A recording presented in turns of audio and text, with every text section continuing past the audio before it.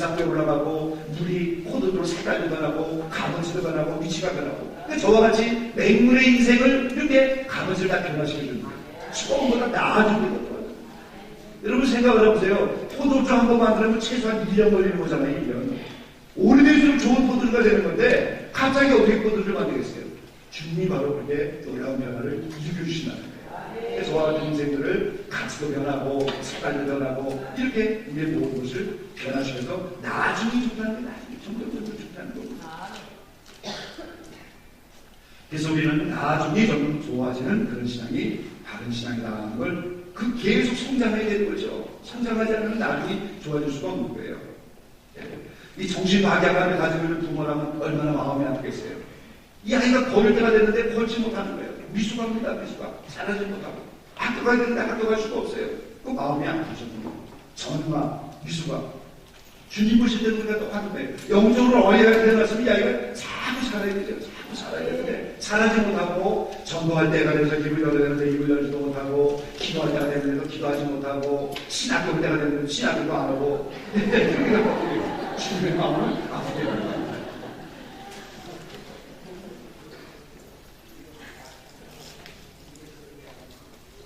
저 같은 사람은 그냥 갑자기 변화를 받아가고 벼락치기로 목회를 시작한 사람인데요. 저는 청년시절에 예수 믿고 바로 그 다음에 신학교를 갔어요. 그리고 2학년 때 교회를 개척시켰어요. 그냥 마음만 뜨고갖고 열심히 하다 보니까 이제 마음 그것을 했는데 그래서 빨리빨리 신학교 안 들어오고 빨리빨리 개척하는 건 좀 답답하고 좀 이상하게 보여져요. 때가 됐는데 왜 신학교 안 들어오는지 왜 빨리빨리 목회를 안 하는지 답답하게 보이는 때가 많이 있어요. 저는 벼락치기, 그 연단을 많이 받게 된 거죠. 부모님이 예수 믿지 않고 아버님이 제가 예수 믿고 제가 목사하고 저한테 세계를 받고 돌아가셨으니까 집안이 예수 안 믿는 집안이었잖아요.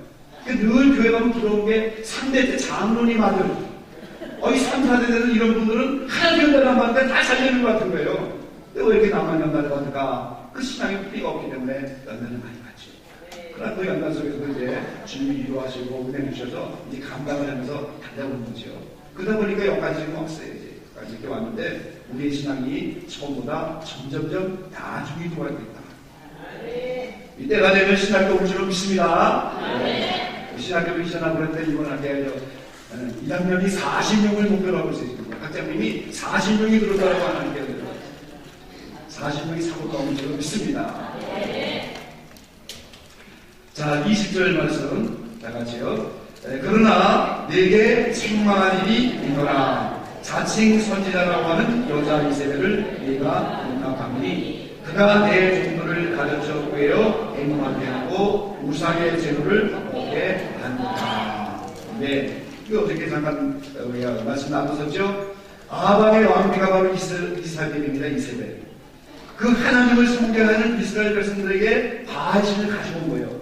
아니 시집 오려면 그냥 오지 신을 함께 갖고 와갖고 그 이스라엘의 하나님을 섬기하는데 하나님을 섬기지 못하게 하고 바알 선지자들을 세우는 겁니다. 그러니까 우리가 엘리야한테 보면 450명의 바알 선지자가 있었어요. 나만 혼자 남았습니다. 이 기도하잖아요. 그러니까 나라 민족이 여호와의 재단에 완전히 무너져버린 겁니다. 이스라엘 온 세상이 다 바알 약간 차버린 거예요. 그 바알의 선지자를 세워갖고 이스라엘 백성들을 타락시킨 장군이 이세벨이에요. 그러니까 그 이세벨은 음녀의 대명사가 되어버린 거예요. 음녀의 대명사가 되어버린 거죠. 그래서 이 교회 안에 있는 거짓 선지자를 상징하는 겁니다. 거짓 선지자. 실제 부활이라는 교회에 이세벨이라는 사람이 있다는 것이 아니고 구약의 아합 시대 아합의 왕이었던 그가 바로 이제 바알신을 가지고 와갖고 이스라엘 백성들을 타락시켰다 이 말이죠. 그래서 교회 안에 거짓 선지자가 되었습니다. 그래서 이세벨은 거짓 선지자를 상징하는 겁니다. 영적으로 높은 단계를 추구하다가 이제 정복에 살아가서 타락한 자들, 악령이 합의한 자들. 이걸 우리가 가라지라고 그러죠. 이렇게 배우셨죠? 그 가라지, 적그리스도, 거짓 선지자, 대견자, 음료 전부 같은 공식인 거예요. 그래서 이 부활이라는 교회에 이런 이세벨 같은 거짓 선지자가 있었는데 그걸 방관하거나 타협하게 했다 이 말이에요. 그것 때문에 책망하는 거예요. 우리 교단 안에 이런 거짓 선지자가 있으면 우리가 그걸 가만 놔두겠습니까? 여기에 지금 우리가 지배하면도 여기 신천지는 사자랍니다. 그러지 마시기 바랍니다. 그 교회마다 지금 신천지 때문에 난리가 나잖아요. 저 춘천에 있는 어느 교회는 신천지가 얼마나 위계가 나는지 들어올 때 교인 하나를 다 체크를 한대요. 그만큼 이제 신전대가 많고 날뛰는 거죠. 그럼 그걸 방관해서는 안 된다 이 말이죠. 타협을 해서도 안 되는 것이다 그 말이죠. 이 부활이라는 교육은 아니라 이 기독교 역사 속에서 지금까지 초대교회부터 계속해서 오늘 가라지 거짓선자들이 활동을 하고 있는 겁니다. 그래서 이런 이세대를 용납했다. 이것은 그걸 방관했다. 그리고 내 종들을 간접 꿰어 행동하게 했다. 이 남녀간의 가늠이 아니죠. 이제 계속 말씀드린 것처럼 영적인 은행. 예수님이 40일을 금식한 후에 마귀가 유혹을 하여서 이제 돌로 떡이 되어서 먹게 하라. 그때 마귀의 말을 들었다면 그게 은행 곧 행동을 한 것이라는 거예요. 근데 예수님은 말씀을 통해서 그걸 물리치셨죠. 근데 우리 아담 하와 에덴 동산에서 그 선악과를 볼 때 모험지스럽고 보암지스럽고 지혜스럽게 하는 만큼 탐스러우니까 그걸 딱 먹어버렸잖아요. 그게 그 순간에 은행한 것이다. 아니죠. 그래서 여러분 이 이긴 자들이 그 싸움의 대상이 지금 마귀잖아요.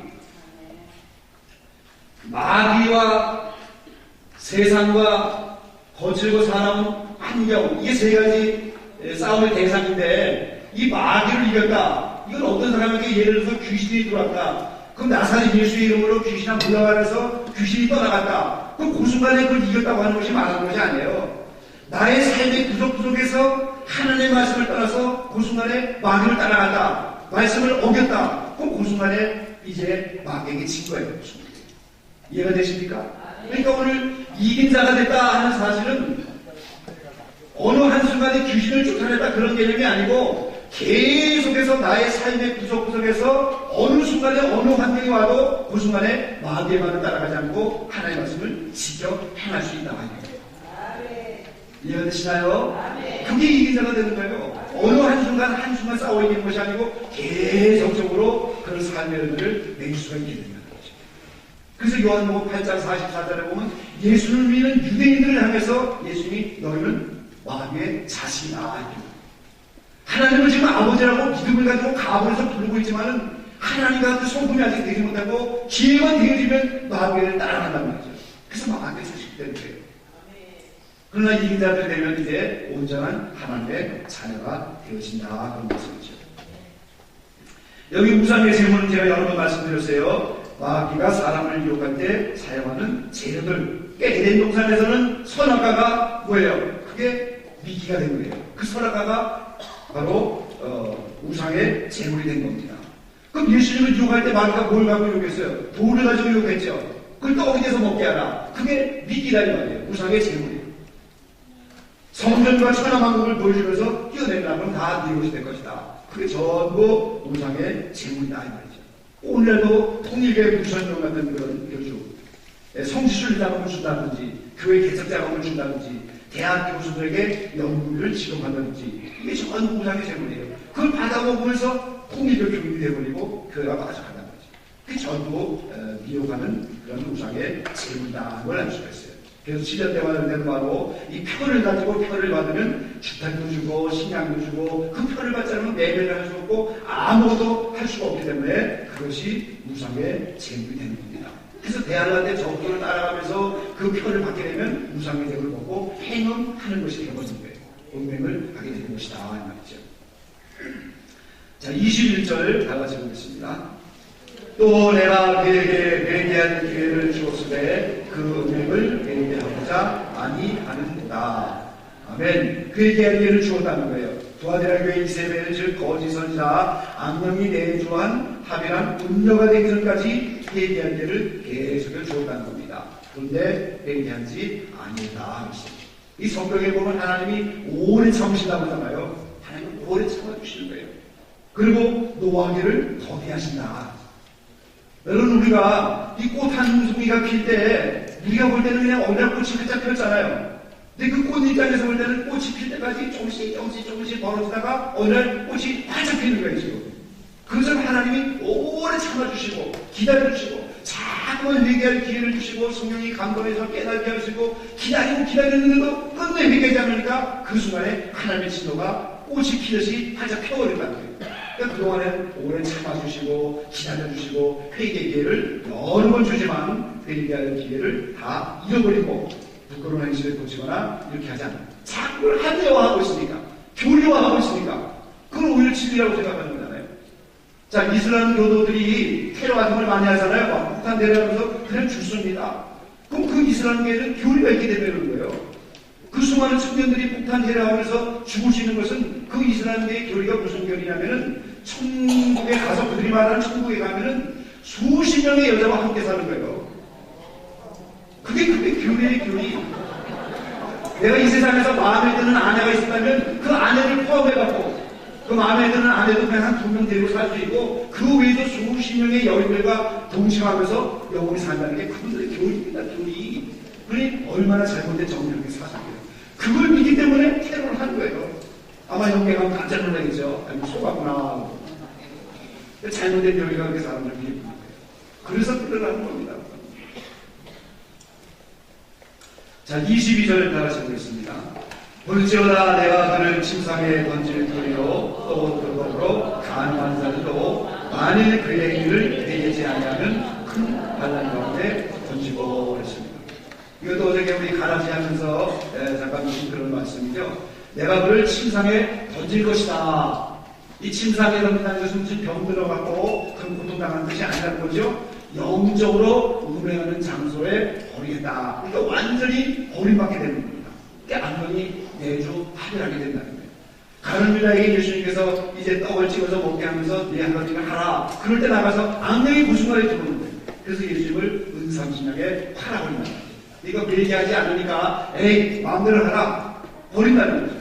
주님께서 그런 말씀하시잖아요. 사든지 놓든지 하라. 아니면 내쳐버리겠다. 그런 말씀이죠. 근데 좀 있으면 그 말씀이 나오죠. 이 차갑다고 하는 것은 영도로 싸늘하게 식어버리든지 뜨겁든지 그 끓는 물 100도를 말하는 거예요. 100도. 그 신앙이 뜨거운 물이 끓는 것처럼 뜨거운 신앙이 되든지 차가운 신앙이 되든지 한 가지가 되겠지 뜨거움이 않으면 내쳐버리겠다. 주님이 싫어하시는 거예요. 뜨거운 신앙이 되어야 됩니다. 그러니까 이때는 계속 회개를 증거해도 회개하지 않으니까 내 마음대로 왜 하라 하면서 완전히 내버리신단 말이죠. 그게 침상에 던지게 되는 겁니다.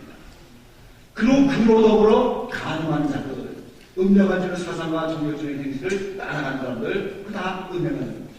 그들도 행위를 회개하지 않으면 큰 반란 가운데 던지겠다. 대환란 가운데 던지겠다는 거죠. 지금도 마찬가지입니다. 이런 신천지의 이만희씨라든가 이런 음녀들, 가라지들 따라가는 그런 분들이 많이 있어요. 그걸 회개하지 않으면 대환란 속에 들어가는 겁니다. 거기서 나오는 걸 회개해야 돼요. 그런데 예수님 공중강림할 때는 대환란 속에 들어가서 회개하면 되는데 그 이전에 죽은 사람들은 어떻게 하겠냐 말이죠. 영계의 대환란과 똑같은 심판대 과정에서 그들을 정결케 하게 된다는 걸 우리가 알아야 되는 거죠. 그래서 영계 심판대가 없으면 우리는 천국 갈 수 있는 방법이 없는 거예요. 공의 하나님께서 어느 시대를 살아가든지 똑같은 과정이 준비되어 있는 거예요. 다만 이 시대에는 예수님이 공중강림하고 주님 시대가 되었기 때문에 영계에 있는 심판대를 땅으로 가지고 내려왔어요. 땅으로 가지고 내려왔어요. 그래서 영계에 있는 심판대가 땅에 내려와서 이 땅의 심판대가 바로 7년 대환란이라는 기간이다. 잘 깨닫게 되시기 바랍니다. 자, 23절 말씀 다 같이 보시죠. 또 내가 사망으로 그의 자녀를 죽이리니 모든 교회가 나는 사람의 뜻과 마음을 살피는 자인 줄 알지라 내가 너희 각 사람의 행위대로 갚아주리라 하셨습니다. 이런 종교적인 생활을 하는 그런 사람들의 자녀, 사망으로 그의 자녀를 죽이겠다. 회개치 않고 거짓한 자가 가르쳐준 대로 종교적인 생활을 하면 자녀를 죽이겠다. 이렇게 갚아주시겠다는 거예요. 여러분의 자녀가 잘 되기를 원하십니까, 여러분? 여러분이 신앙생활을 잘 해야 되는 거예요. 주된 말씀 안에서 여러분 신앙생활을 잘하면 그게 다 자녀에게까지 연결되어 있는 겁니다. 십계명이 있잖아요. 하나님을 잘 사랑하면 천대까지 내주시는 거예요. 그런데 주님을 비호하고 이렇게 하면 어떻게 해요? 3, 4대까지 멸하리라 이렇게 말씀하셨어요. 제가 상주에서 전에 목회했는데 상주에 나오는 장로님을 봤는데 41음식을 2번이나 했어요. 우리 장로님이 41음식 2번 하기가 쉽지 않죠. 아니 장로님 어떻게 41음식을 2번이나 하셨습니까? 그러니까 그 장로님이 뭐라고 하시냐고요. 이 조상 때로부터 내려오는 그 죄악의 유혹들 그거를 내 대에서 끊고 자녀들에게는 이어지지 않는 그 문제만 가지고 그렇게 믿어오셨다는 거예요. 대단하시더라고요. 그분이. 이 조상들부터 내려온 죄악이 있잖아요. 그래서 3, 4대까지 멸하리라 그런 말씀이 있는데 내 대해서 그것을 다 끊어져 버리고 내 자손들은 그 죄의 욕을 받지 않도록 그것 때문에 기도할 수 있다는 거예요. 참 그런 대단한 분이 계셔요. 근데 우리가 자녀를 좋은 데 보내고 좋은 대학교 보내고 잘 치고 이런 육적으로도 중요하지만 영적으로 우리의 신앙을 본받아서 올바른 신앙에서 이 신앙의 기업을 먼저 받아야 되는 거예요. 할렐루야. 그래서 우리 하나가 바로 서면 오늘 잘 되는 거죠. 근데 이 부모가 가서 우상 숭배하고 죄 짓고 음행하고 이 이단에 빠져갖고 잘못 가면 그 자녀들에게 다 피해가 가는 거예요. 말씀대로 따라요. 말씀대로. 모든 교회가 나는 사람의 뜻과 마음을 살필 줄 알지라 그랬어요. 큰 음행이지만 작은 음행도 있습니다. 그런 것도 전부 감찰하신다는 걸 우리가 알아야죠. 그래서 각 사람의 행위대로 갚아주리라 그랬습니다. 여러분이 처음 서론 시간에 상반도리를 배우셨잖아요. 지금 행한 대로 그냥 갚아주시는 겁니다. 사랑으로 하지 않는 것은 아무 상급이 없는 것이고 상받지 못한 행실이 너무나 많이 있다는 거죠. 그런 상받는 논리를 배우시고 어느 권사님이 계속 홍보를 했습니다. 목사님, 왜 한국교회는 이런 거를 진짜 가르쳐주지 않습니까? 제가 평생 동안 신앙생활을 잘못했습니다. 강대상을 하나 기증해도 여기다가 아무 교회에서 아무 기증을 하고 크게 대문장관에게 써붙여서 많은 사람들이 모아주기 많았고, 근데 그거는 사람들에게 이미 다 인기를 누리고 명예를 누리고 칭찬을 들었으니까 충분하고 상이 하나도 없다 그렇게 배운 거예요. 그러니까 홍보를 하는 거지. 신앙생활을 헛되다는 겁니다. 고린도전서 3장에 보면 이제 금은보석, 나무틀, 지푸러지는 그 공룡들이 둘 다 시험을 하잖아요. 금은보석은 이미 불 가운데 나타난 물질이니까 아무리 두려워도 타지 않고 남아있지만은 나무나 풀이나 지푸로 싸우는 공룡은 전부 불 덮어갖고 아무 상급이 없다는 거예요. 어느 장로님이 은혜 가운데 천국에 갔는데 천국에 가니까 예수님이 수고했다고 짜장면을 주시더랍니다. 그 짜장면을 먹고 아이 예수님 짜장면만 주세요. 사찰지사를 보니까 그분은 더 좋은 볶음밥을 먹고 있고 그래서 아니 제가 장로인데 어떻게 더 상급이 작습니까? 그러니까 그때 예수님이 그러시더래요. 네 담임 목사님 좀 배달 나갔다 그러시더래요. 짜장면 먹는 것도 감사한 거죠. 그러니까 우리가 집부름을 가지고 상을 받는 게 아니라는 겁니다. 천국에 가면 깜짝 놀랄 일이 많이 생기는 거예요, 여러분. 저분은 하나도 상이 없을 줄 알았는데 엄청난 상을 받고 자기는 상이 40살고 들어갔는데 상이 하나도 없다. 그 우리가 상급받은 일을 잘 깨달아야 되죠. 자, 24절의 말씀 다 같이 보겠습니다. 두아디라에 남아있어 이 교훈을 받지 아니하고 소위 사단의 깊은 것을 알지 못하는 너희에게 말하노니 다른 식으로 너희에게 지은 것이 없노라. 자, 이 교훈은 자칭 선지자 이세벨의 교훈을 말하는 겁니다. 이 교훈을 받지 않나. 이세벨의 교훈이죠. 소위 사단의 깊은 것을 알지 못한다 그랬어요. 이 거짓 선지자들에게 악령이 내주파멸하게 되는 것을 알지 못한다 이 말이에요. 그건 영적으로 어린아이와 같다는 거예요. 지금도 한국에 많은 이단들이 있다면 그 이단들이 왜 생겼는지 그 원인을 알고 악령이 내주파멸하고 타락하는 원리가 정욕 때문이라는 걸 알아야 하는데 그건 알지 못하고 피상적인 문제만을 가지고 이단들을 드러내자마야만 그러니까 이 사탄, 타락하는 원리, 이런 것, 그걸 사탄의 깊은 것이다. 그랬어요. 이 사람들에게 애정과 욕망이라고 하는 끈을 가지고 그것을 미용으로 하여 성도들을 미혹시키고 끝내는 거짓 선지자가 되게는 이 사탄의 비밀을 알지 못한다. 이 말이에요. 영적으로 어린아이이기 때문에. 그래서 그것을 너희에게는 알지 못하게 다른 집으로는 지을 것이 없더라. 그걸 가르쳐주면은 이 경건에 대한 비밀이에요. 아, 이렇게 되면 나도 타락할 수가 있구나. 거짓선자가 될 수가 있구나. 음행하면 안 되구나. 애정과 욕망을 버려야 되는구나. 사도 바울은 십자가의 애정과 욕망을 버렸다고 이렇게 말씀하셨기 때문에 그런 경건에 대한 비밀을 가르쳐주면 감당하지 못하는 거예요. 그래서 이 두아디라는 영적으로 어린아이가 있기 때문에 그 비밀을 알려주지 않는다. 다만 네가 지금 붙잡고 있는 거 그것만으로 잘 감당하고 지키고 있어라. 이렇게 말씀하는 거죠. 이해가 되시나요? 예, 25절에 그 말씀이 나왔어요. 같이